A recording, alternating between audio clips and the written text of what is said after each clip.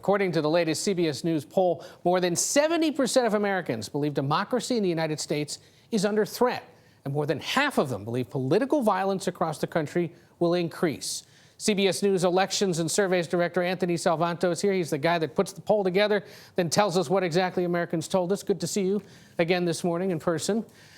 President Biden gave that big speech last week suggesting democracy is under threat.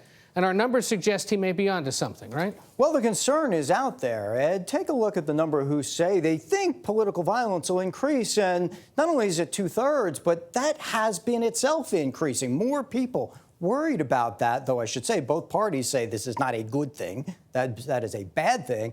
And then we ask, look ahead for the next generation.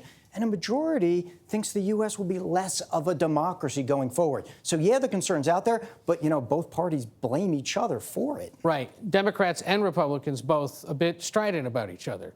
Yeah, this is a really important measure going forward. When we ask Democrats, how do you see Republicans? Look across to the other side. Well, okay, about half of them call them the opposition. That's somebody you can go back and forth with on policy.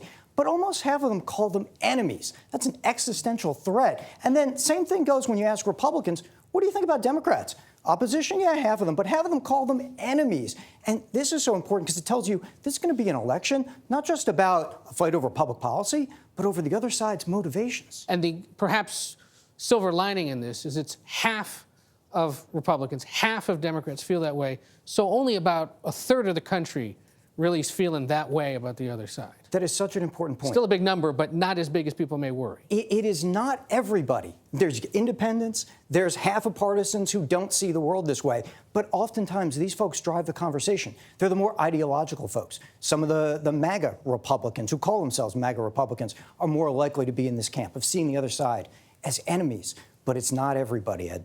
And there is some good news in the survey in terms of what might be coming next. Yeah, people do worry that there's going to be a politicized election counting process.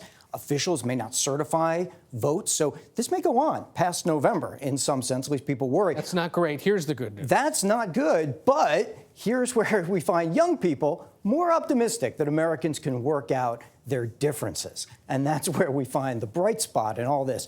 Maybe in the future, we get past a lot. We also just need them to show up to vote. And they need November. to vote. Exactly. Anthony Salvanto, who does polling for us here at CBS, we thank you. David? We can work out our differences. Yes, we can. Nice to hear.